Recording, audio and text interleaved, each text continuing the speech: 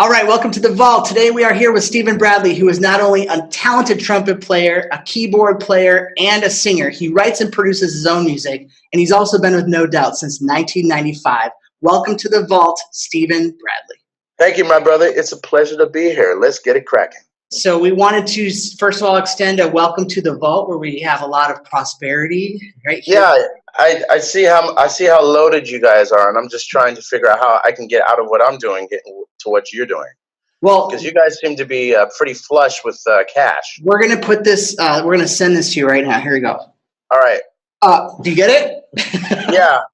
It looks a little bit light, though. Something happened in the exchange. I don't know. Maybe got intercepted by a greedy post. Well, when you come back, we'll give you stacks of it. Okay. Okay. That's a deal. That's a deal. Ironically, we are actually in a real bank vault. I can't show it to you now, but this is a real vault. And this is where we have our production offices. So right, and I understand for security reasons you can't disclose the location or give any pertinent details. So I'm glad you said that, because that is so true. Most guests don't understand that. They really want to know where this place is, but yeah, no, it's not for everybody. Not for everybody.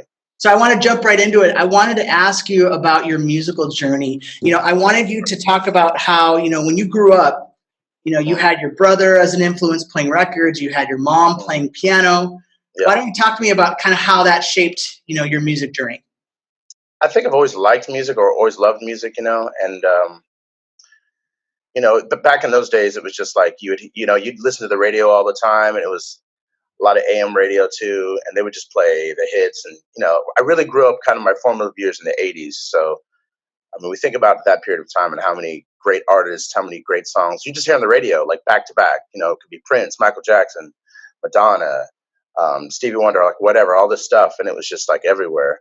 And my mom was very into like classical and jazz, and she'd always play piano. And I'd get her to play stuff. I'd be play whatever piece, and she'd play it.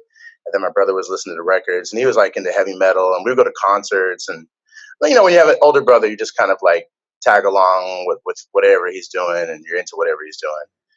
And so I was always kind of just in love with music, I guess, like that. And then when I got older, I got obsessed with playing the drums. Every time I'd see a drum set, I'd just like want to jump on it. And it was like this kind of very elusive, amazing, magical thing that I wanted to do. Then I had a friend who had a drum set, and then I got a drum set, and then I joined band because I wanted to play the drums, but he's like, you got to pick an instrument. And so I started playing trumpet, and I played drums for a little bit, but after that, I was kind of like, yeah, there was like really good drummers there, and I was like kind of fell into my niche with the trumpet.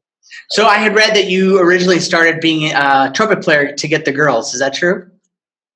I wouldn't say that. To be in a band, you had said that was like a nice, Yeah, I mean, it was something that I was really, really shy. I didn't know how to like really communicate with ladies back in those days, and I don't want to say awkward, but just kind of, there's a certain kind of way you have to talk to a girl, especially like when you're in junior high. Or you don't know nobody knows what they're doing. It's kind of like you're fumbling around, figuring out who you are as a person.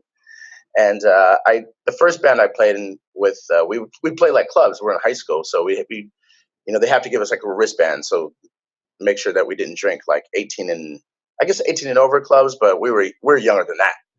And so I think the first show I remember we played at this club in Oakland.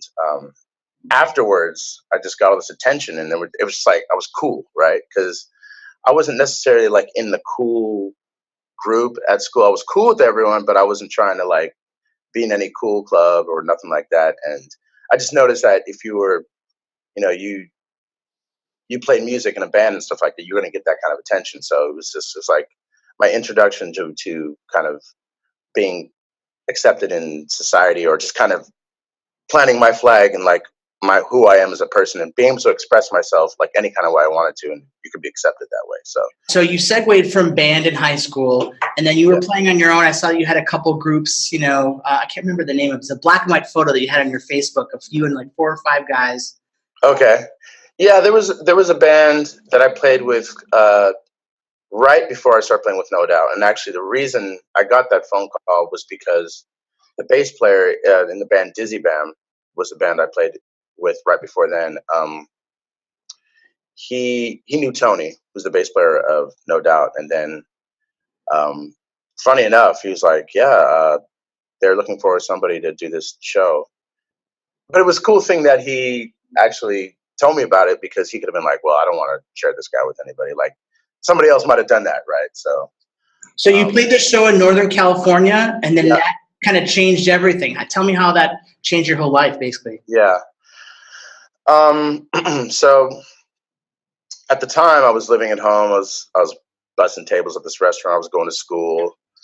I guess I was like 22, and I was playing with the homies band, the Dizzy Bam guys. And then I was meant to just sub out just to play this one gig in San Francisco at the Great American Music Hall, because No Doubt was just finishing up a West Coast run, and they were coming through. They were coming from like Tahoe or something. They were coming to the city, and the show was sold out. So I think they wanted to have, like, they want to have the full horn section, which is two.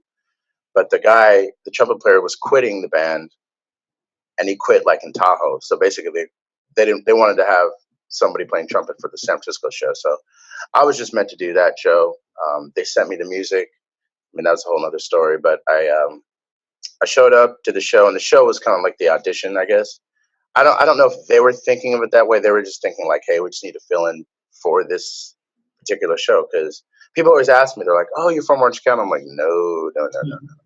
So the whole way that the thing went down was really kind of serendipitous and kind of random, but things happen for a reason. Kind So you were super high energy, and then I had read that they said, hey, you don't know this yet, but you're now going to be part of this band. Is that how, like, kind of how that played out, or was yeah, that Adrian who told you that, or who told you that? Adrian, yeah, they were, they're kind of like tight-lipped cats, you know what I mean? So they didn't want to say anything, but Adrian probably had a few drinks or something like that. He's like, yeah, we don't, I don't really want to say it's nothing, but he probably like got the feedback from everybody else, and they were like, yeah, this guy's great, because I got up there and I just acted a fool.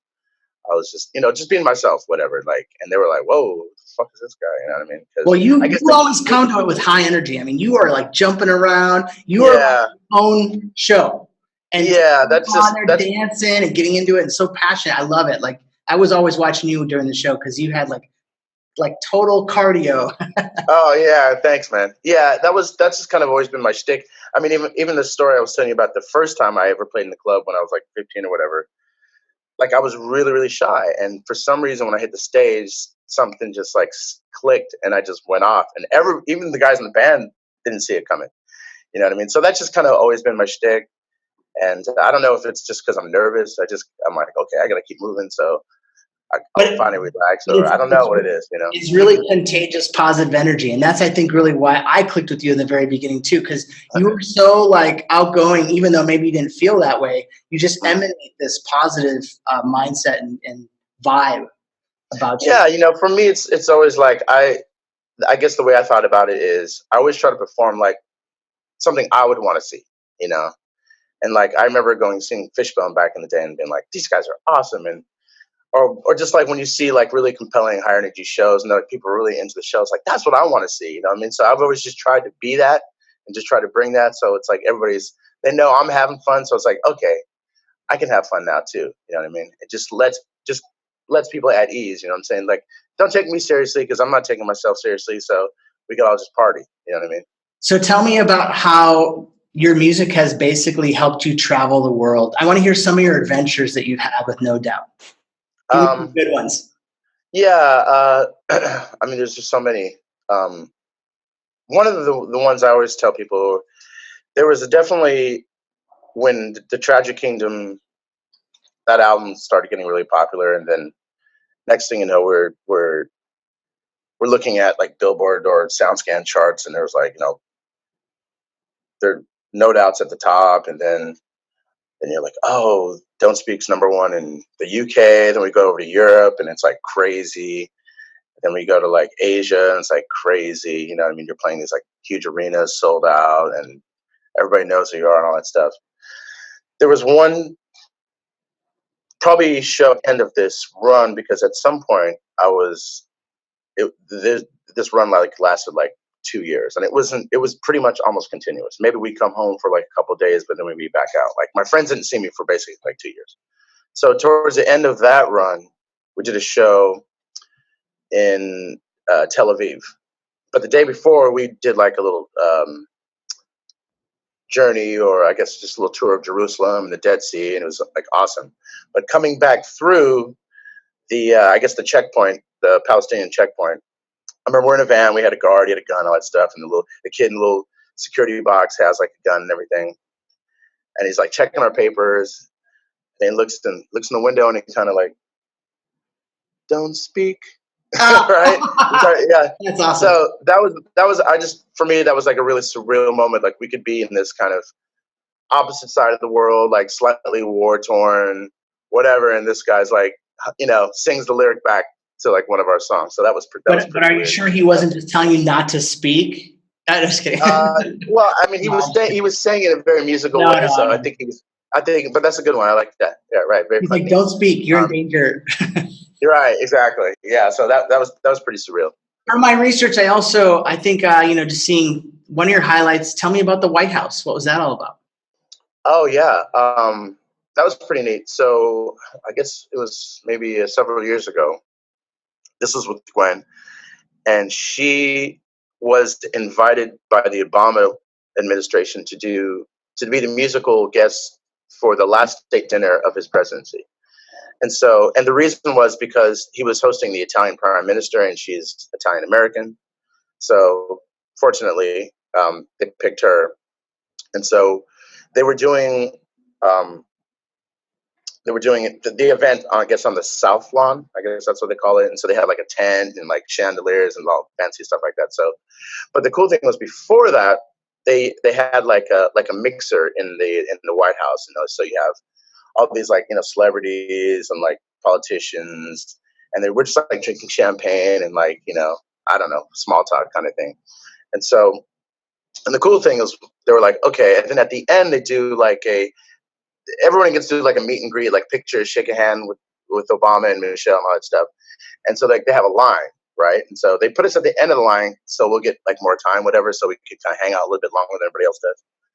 So I was like literally like right behind Chuck Todd, and I was like, yeah, I've checked out your show, it's pretty cool. And I was like, hey, is this your first time here? He's like, for a party, like he might go there to like do an interview, but it's like, so even he's excited, right? So we get to the end of the line, you could hear his voice because, presidents have you can recognize the voice of the president because you hear him talk all the time. He's got a distinctive voice, you know what I'm saying? So we get closer and closer and hear his voice. And then I just remember I turned the corner and he looks at me and he goes, whoa, man, you got some cool hair. Cool. When I'm not president anymore, I think I'm going to have to do a hairstyle, maybe like yours. You know what I mean? He's got that little cadence, you know what I mean? Yeah, so we get in there and they, like him and Michelle are like just really warm and charming. Like Michelle's giving our production manager like back rubs, like flirting with the bass player, So it was pretty cool, you know what I mean? Like very, very like special moment, you know what I mean? So I actually was at the Super Bowl that Gwen performed with Sting. Were you there too? Were you performing that one? Yeah, we did that as well. I loved it. Tell me your side of it, because on my side, I was just like, I'm in the Super Bowl. Holy crap! There's Gwen Stefani. There's no doubt. But obviously, on your side, we were in the same space essentially before we even met each other. Yeah. Well, first and foremost, I'm a huge football fan, right? Cowboys, right? And I'm a Cowboys fan, yes, but my second team is the Raiders because I'm from the Bay Area. I'm from the East Bay, the Raiders were playing in the Super Bowl. I mean, they got crushed. So I was actually excited for the game. I was just like, yo, yeah. I'd been in a Super Bowl before. I think we played like a party outside of this. It was televised, but it was the first year the Patriots won in New Orleans against the Rams. Oh yeah. The greatest show on turf team, all that stuff. Yeah. But this was the second time I've been to a Super Bowl, and like a team that I had an emotional connection with was playing.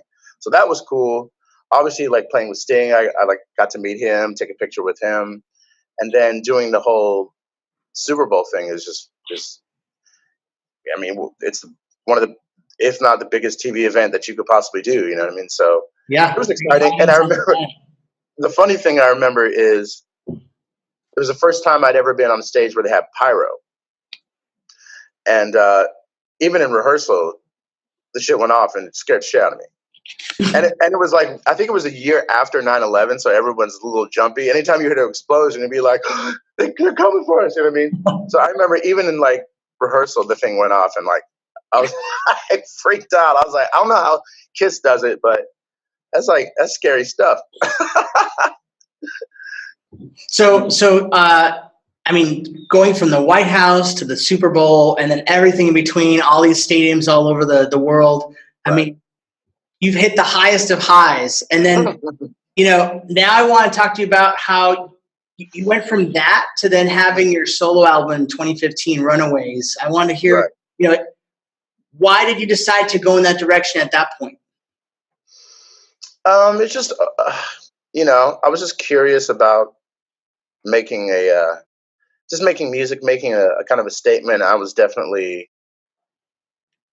I don't want to say going through something, but I was definitely kind of like in an emotional part of my life where I just moved down to LA and I didn't really feel connected to the city, didn't feel like home yet. So that was kind of like the theme of Runaways. And then you meet all these people in Los Angeles who are like, no one's from there, right? Especially like in Hollywood. It's like, oh, I'm from, Nebraska or Ohio or Guadalupe. It doesn't even matter. You know what I mean? And so it just felt like all these people were just these lonely, lost souls looking for something. But it's like LA is like such the wrong place to do that, right?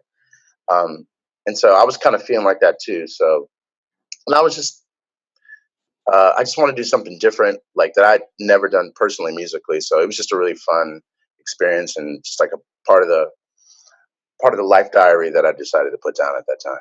All right, so I love Feel the Music, which is one of the tracks on Runaways, and we're going to play that right now. Sweet.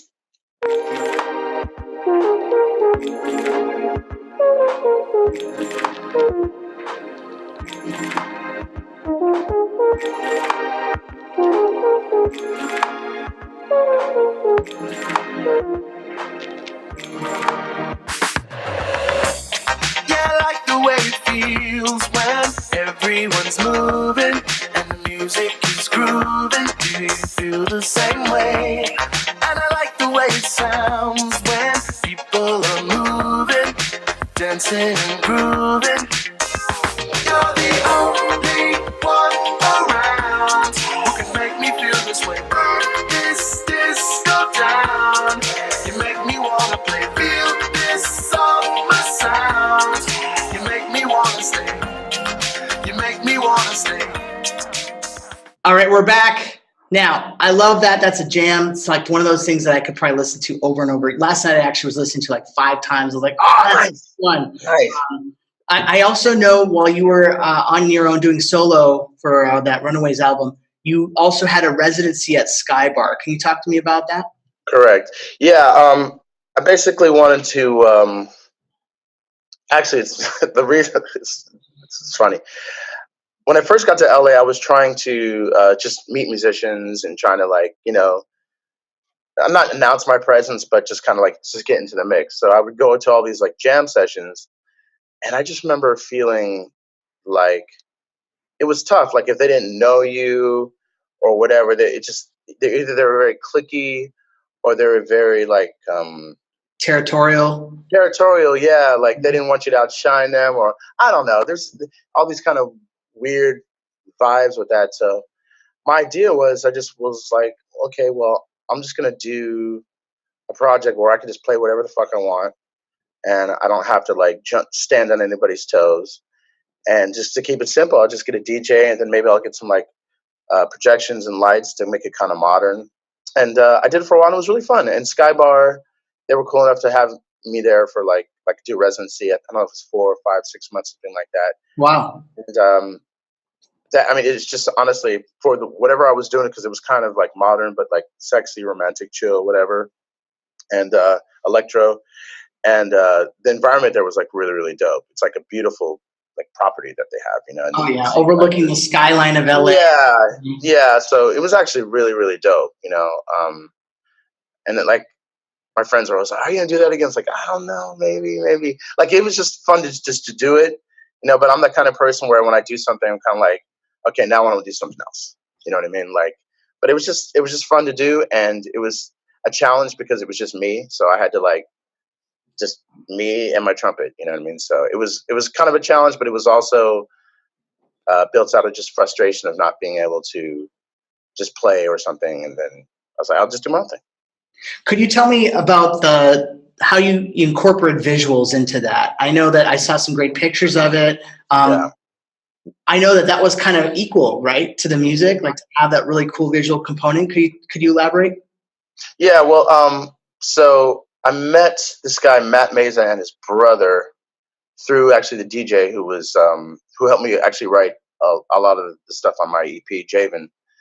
And yeah, I was just like, hey, those guys do visuals, and I bought some lights, and they just kind of helped me put it together. And I don't know, I just thought it'd be really cool to do something, like I said, that I would want to see. You know what I'm saying? And just wanted to keep it modern, but kind of but super vibey. You know, we had smoke and this and that. And I don't know. I just wanted to make like a complete kind of tripped out kind of experience that was just really memorable. You know what I mean? I'm going to show you a memorable visual that I have from one of your shows that I actually took a picture of. Let's see if I can find it quickly. Oh, yeah. Oh, yeah. Who's that handsome guy? Who is that guy? He takes up the whole screen. I know. Surprise. Hey, well, I got you here. Come over. I'm going to introduce you to one of our lead visual guys. This is Brian. Say hi. Hey, what's up, brother? And I think this guy can help you take your visuals to the next level. He's amazing. Okay. Yeah. Okay. What kind of stuff do you do? So for music festivals, I do across the U.S. and just recently Canada. I went main stage. I make visuals for EDM artists. So everything is synced up to that, and make it super tricked out, super trippy. I have lasers and fog and smoke and the whole 9 yards. So all right. Okay. My website, see what you like, and then. So if you're open to me connecting him to you, then I'll send it. Yeah. Yeah, I like to check your stuff out. Sounds good. Thanks, brother. All right, cool. All right, thank you. Yeah, he's amazing. So, yeah, I mean, what I love about this show is all about connecting people, talented people, mentors, mentees. So we talked about your ascension to greatness, but now I want to talk about some of the other stuff, the nitty gritty. Like in this particular show, we focus on success and also about the mistakes that you learned from. So on your journey, what were some of the mistakes that were your biggest lessons that kind of took you to the next level? What were some of these mistakes that at first may have seemed insurmountable, but they turned out to be the greatest lesson you could ever have?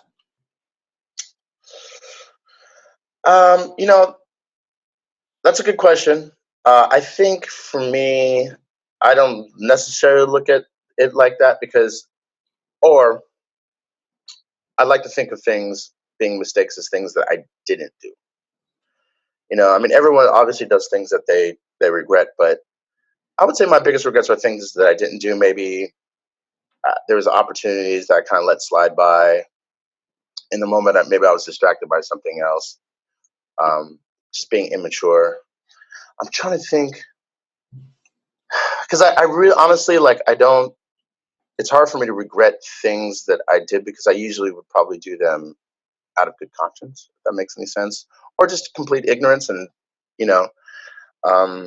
well, see, you have a different mindset than a lot of people. I mean, you just have this positive mindset, so I don't think you're stopped by much. But I mean, ironically, you're in a group called No Doubt. But have you ever had doubt, doubt that has creeped in, during your creative journey? I mean, you always have doubt, and believe it or not, I struggle with silly stuff I still have stage anxiety and stuff like that. You know what I mean? But I've always kind of been a go for it kind of guy. So that's what I'm saying. It's hard for me but I'm really trying to pinpoint. Oh, okay. If you have frequent flyer miles and you got a gang of them, don't let them expire. Okay, I regret that because I think I had over 100,000 on Virgin and I never took the trip. Take the trip. All right, don't just save them until perpetuity. Okay, you need to use them. Because once they expire, they go down to zero. That is something I regret. I want something deeper than that. I want something that's way too surface. Come on. Yeah, I don't know. That's an easy way out. Come on. It might be too hot for. I got people who have been homeless and they had to live in their car and while they were training to be a mixed martial artist and right. and then they would go just basically from the trailer to the dojo and back. Yeah. And that was the grind until they got the black belt, until they got the glory. Like, honestly, I would say, I wouldn't even say it's a mistake. I would just say that like it's really, really important to live in your own like reality, live in your own truth, like to believe in yourself and to believe in like what you are, and not be afraid to like express that. You know what I mean?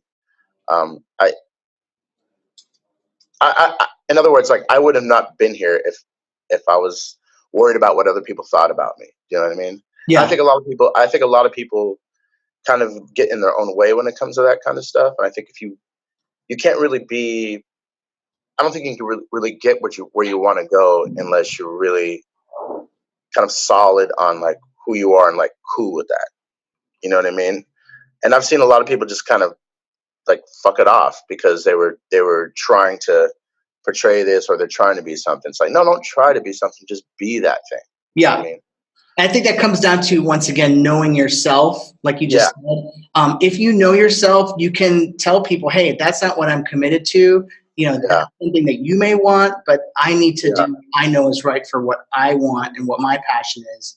Yeah, because in other words, it's like I think about things that I could have done differently, but I don't look at it as a mistake because I did it for the right reason, if that makes any sense. You know what I mean? It's like you could always like look back in retrospect and say, "Oh, I could have done this or I could have done that." But you kept your past in the past. You know? Yeah, and maybe I could have moved to LA sooner when I was younger. Maybe this could have happened, that could have happened, but there's also a reason why I didn't. You know what I mean? Because I wasn't ready for all that. So what advice do you have for people who are getting started in the music industry? Maybe trying to make it. What are things that you could tell them? It's a question that I get asked a lot.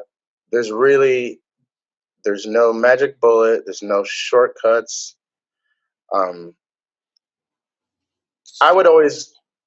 I'd always like meet a successful producer when I was younger, or somebody who's, that I looked up to.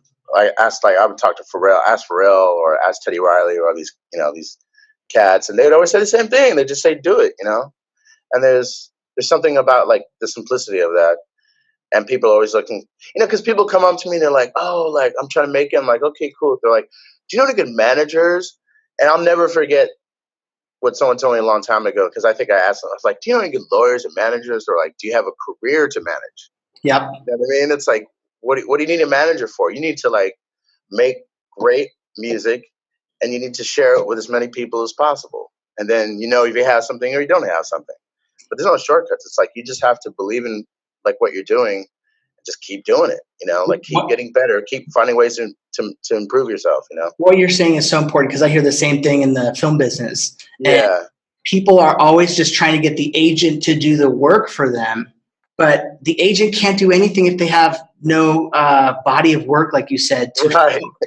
Like you got to create some sort of like, you have to create some sort of artistic real estate so the agent can then be like, okay, now I can broker this. Maybe I can sell this house over here, or this like something, or foreclose this. But you have to have some real estate for them to deal with. And so, I have people all the time like asking me, oh, can you get me into The Voice, all this stuff? Because I know Gwen. I'm like, I'll just tell them like, look, this might not be for you.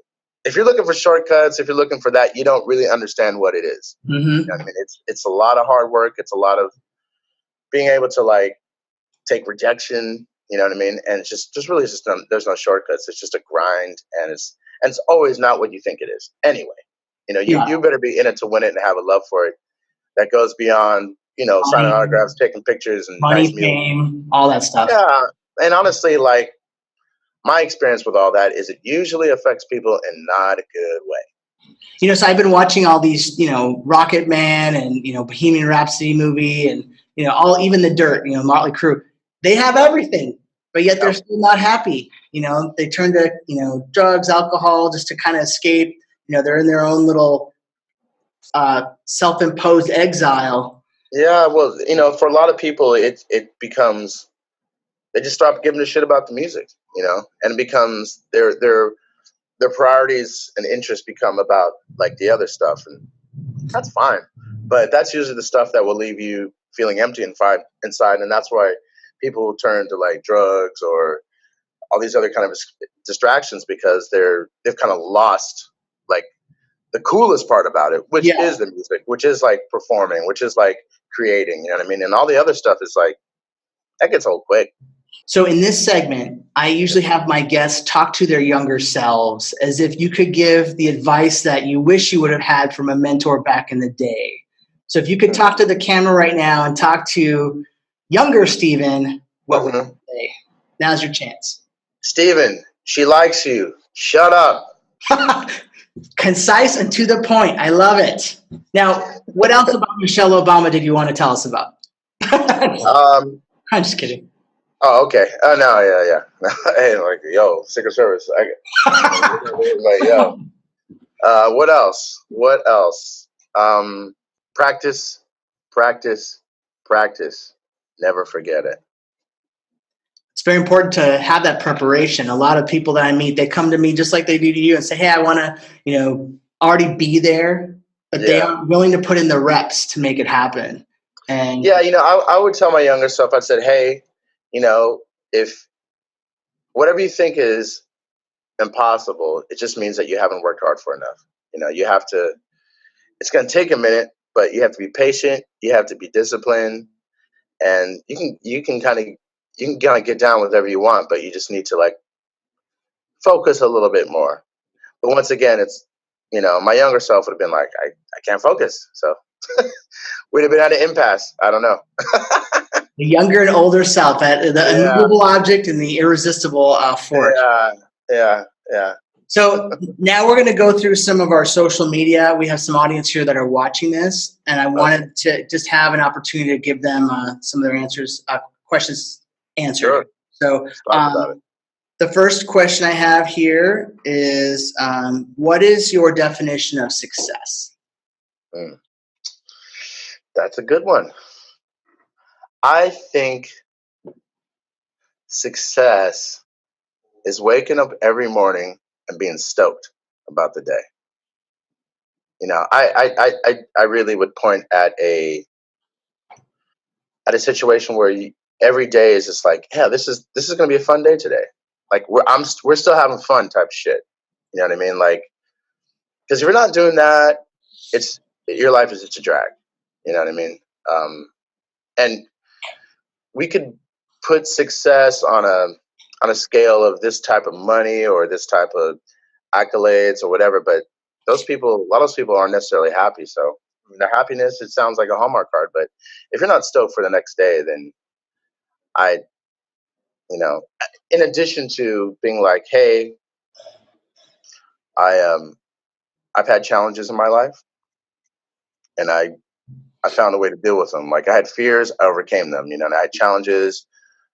So if you're still like loving what you're doing, and you know for a fact that you had all these challenges, and you're able to like hurdle them through like hard work or dedication or whatever, I personally think that's a successful life. You know what I mean? You're happy, and then you've proven that you're like, hey, I did some shit, and that always makes you a better, stronger person. Yeah. No, I love it. Okay, so our next question is, I'm a new director and would like to know if you'd be interested in collaborating on a music video of any kind of yours. Yeah, sure, I would. And actually, funny you mentioned that, or he mentions that, or she mentions that. But actually, I've been shooting music videos as well, and getting really into photography. So that could be very interesting. Do you have something now that could be shot? Actually, I just shot a video I'm going to release this fall, but I do have another song that needs a little treatment and some stuff. What's it called? Can you tell us? Hardball. Yeah, but it's not about baseball. It's about other things, and it's not sexual. It's kind of a heavy song, actually. Okay. All right. Cool. So the next question here is, why do you think No Doubt has had success for so long? I think because number one, they wrote great songs. Number two, I mean, you had a pretty enigmatic lead stage person like Gwen Stefani, but you also had a really eccentric, high energy, unique band behind her. Obviously, you had me and Gabe, so that that was That's why. That's why. we're kind of the bookends. You know what I mean? But it's really it's a combination of great songs, great music, great live show, but also very unique. I mean, they have their own sound, and I think anytime you have a great band that can deliver live, they have great music and they have their own sound. They're really kind of making their own real estate in the how do I say it, in the whole mix, because you can't really compare them to anybody else. You know what I mean? So You you're can say, still oh, they're unique. kind of You're like still this or unique like after that, but all these years, right? what's You're that? you're still unique after all these years. Like, Yeah, it's one of those things where they just found that little space in music, and it's just then when you write great tunes, and tunes will last forever.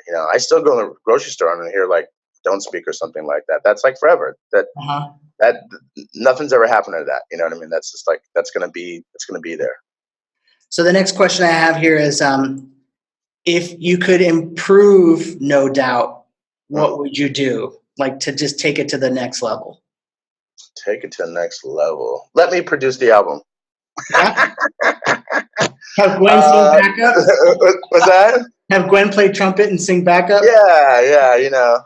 Let me write half the album. Is Tony mainly the writer? Is he the guy who does most of the writing? They actually, it was really it was like Tony, Tom, and Adrian. If you look at obviously Eric, the older stuff. But when Eric left, it was I think it was just like Gwen, Tony, Tom. Obviously, Tom plays guitar, but Tony's a great songwriter in his own right, and he wrote a lot of kind of bassline driven songs. So that was part of the sound as well.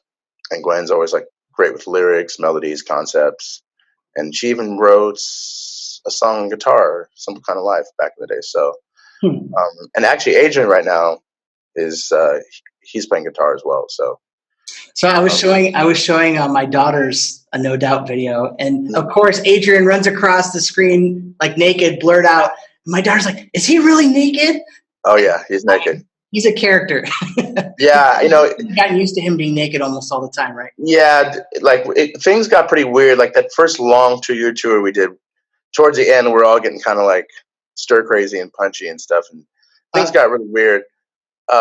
There was definitely a moment where like he was on stage with a diaper. It started off with that, and then I would change his diaper on Tony's like bass rig, and nice. I did the whole thing with the baby powder and swap it out and put a new one in, and yeah, it got weird. Me and that guy especially, we would get hammered and just be in Japan, and things would get really, really like peeing on lamps in hotel rooms. Well, I remember when I first met you, you couldn't find him. He hopped in some car, and he was like, you couldn't find him, and he had gotten in the wrong car and was going somewhere. So, life of a rock star, huh? Yeah, I mean that, and there was always like a lot of nakedness and dares. I remember one time. Was that? No, I'm laughing. I think it's I love these stories. They're funny. Yeah, like one of them culminated into us being in London, and we're in Nobu, and it's like it's like pretty posh or whatever. Fancy, yeah. And somehow, and we were really into. Usually, we would dare Adrian to do something because we get some money together, like $80, something like that. Okay, lick the cow's balls or something. Well, I don't know, something ridiculous like that or whatever. Eat this bowl of mayonnaise or something like that. In 2 minutes. So for whatever reason, the whole thing was you had to get naked and do something with a crab leg or I don't know, a piece of shrimp. And so, anyways, he backed out. He didn't want to do it, but there was like a couple £100 on the table, and that's a lot of money, American. So I was like, okay, I'll do it. So I had to do a lap around the entire Nobu, and I had my pants down, and I put like a piece of shrimp over my junk. And I had done my shirt like Twan, like you do like Charlie's Angels thing, and I had this really like kind of Steve Martin jerk voice, and I was like, it was totally un-PC. I'm not gonna lie, this was years Yeah, ago, yeah. and I had to do a lap. And what everybody else did was they were waiting by the door with taxi just in case things got weird. So I don't know what kind of response I was gonna get it, and I made it like loud. So I was doing this lap, and to my surprise, people started clapping. It was so ridiculous, and it was just so like the English are more kinky than you think, and like more weird and like than you think they are. Because it was like I thought people were gonna get bummed out, but they were like, "Yeah, What's black man hilarious naked though, with a shrimp on his junk," like if ridiculous. you can do that, but then you get nervous in front of crowds of people. Like it's almost. Yeah, I know, it doesn't make any sense. But Yeah. so yeah, that was kind of my for me when that was like a culmination of the ridiculous for me. But there was many other times like that. Oh, I can imagine you could write a whole book, and when you're like a grandfather down the road. Yeah, for sure. Many moments. So in the vault here, we also talk about, our best kept secrets to success. I know we talked about some of them, but do you have any other secrets that live in the vault that we could unlock for the audience here? Yeah, secrets to success. You got to work hard. You got to believe in yourself. And I was actually, you got to have an imagination. It's always important to not limit what your vision of what you could be. You know what I mean? Was that? I love that. I've never heard that answer. I've done this a lot, so this is a new territory. Yeah, I was watching or reading some kind of interview with Quincy Jones, and he said that in his house he has a room that when he walks into that room, anything is possible. Like he never puts any limitations on any idea that crosses his mind as long as he's in that room. And that's a real deep concept. Like I said, I think a lot of people, on some level, they just self-sabotage themselves by letting their own kind of fear of this or whatever get in the way. But fear is definitely the one thing that will stop you in your tracks whenever you're trying to do something ambitious. Yeah. Okay, well, we are almost done. I guess my last couple questions. The last question I have here for social media is, what is your legacy? My legacy. That's a great question. I think besides running around naked with a shrimp on your junk, right? Because that I think would be the go-to answer. You should say. I can imagine what it may or may not be, but that's not something. That's something that is going to be written much later, and it's not going to be written by me. But hopefully. But if you could write it, what would your legacy be? If you could write it, what would it be? I would hope that it would be somebody who really enjoyed playing music, someone who really enjoyed creating music, and someone who's just a nice guy. Like I try to treat everybody the same. So I hope that people remember me for being kind of a funny jackass, but a nice guy, right? Who did some cool musical stuff. Yeah, I love it. You could definitely put that on the headstone. And who was a hell of a lot of fun. All right? That's what they don't know. They don't know how fun I am. I'm a hell of a lot of fun. Underrated. Yeah. Well, no, I definitely picked up that you're fun. And like I said, in the time that I met you back in the day, it's almost been, I think it's like 8 years maybe. That's crazy. Anyway. All right. So in this next segment, we talk about your prized possession. So some people think that their prized possession is this. We've had people come on saying their prized possession was the guitar that they got when they were in high school, bought at the music store that burned down in the fires in Northern California. What is your prized possession? I have a painting at home. It's a painting that I had to do a little bit of low-key mind manipulation. Not mind manipulation. I did just some mind suggestion to make it a reality. But I've always wanted a self-portrait. And maybe that's just the vain side of me. Since I was a kid, I had a grandmother who used to paint. And I remember she made a portrait of my uncle. And I was begging her to do a self-portrait of me because I just thought that was the coolest thing. I mean, like George Washington had self-portraits. Napoleon, they had someone would paint you, like on a picture, someone would paint you, like to have my likeness in oil was like always a dream of mine. So there was a No Doubt fan, and she was, I saw one of her paintings, but it was a painting that she did for some class, and it was of somebody from some show and Keyboard Cat. And at the time, I was totally obsessed with all the Keyboard Cat memes. I would laugh like a 12-year-old every time one of them would come on. It was just like silly, like mindless humor, but it was just funny as fuck to me. And so I was very, very complimentary on her thing. And I kind of like gushed probably a little bit more than I would normally gush, because I was thinking that she might get the crazy idea to do one for me. Okay, now I never said you should do one for me, but I think I just kind of like through the power of like suggestion and flattery, I think it kind of put it in her dome. Little inception is always good. Yeah. Like clockwork, a month later, inbox, I have a surprise for you, and I had to act surprised, but I knew what it was, and I was excited. She made she made a portrait of me playing, and I had like I think it was a picture from like a No Doubt show, and I was playing trumpet, and Keyword Cat is playing the piano with like a No Doubt shirt, and I'm biased, but I think it's a masterpiece. I mean, when I go, listen, I've been to the Louvre in Paris. I've been to the Dorset. I've seen Picasso's in Barcelona. This is a masterpiece. Nothing like it's not possible for me to oversell it. What's that? It beats these masterpieces hands down, I would say, yeah. From the way you described it. To me, that looks like cough syrup and popcorn. I don't know what that is. What I have is, it's basically me and Keyword Cat. We're playing in musical nirvana. I mean, he's in heaven because he's just doing what he does. And I'm kind of doing I have a certain kind of intensity, but we are both so enraptured in the moment. And she was able to capture the emotion so accurately, it brings a tear to my eye.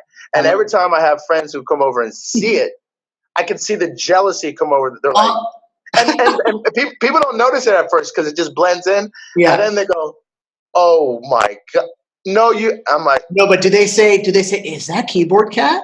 They just look at it and they go, "What the fuck is?" I'm like, exactly. You're looking at genius right there. You're looking at you. I should be charging money. No, it's that. It sounds ridiculous. That is my most prized possession. I can't oversell it. I'm sorry. It's just that great.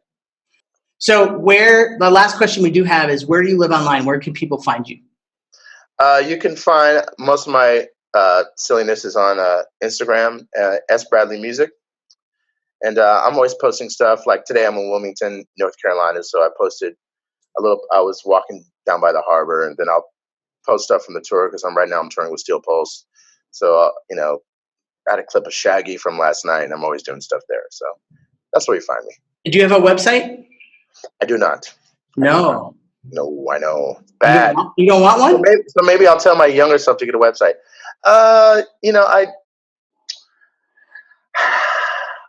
If I get a website, I have to figure out what I'm gonna do, because I think I'm going to. I don't. For me, Instagram is perfect because it's just like it's so easy to throw content and it's current and whatever. I don't know. To me, it's more accessible, but I should get a website. That's my bad.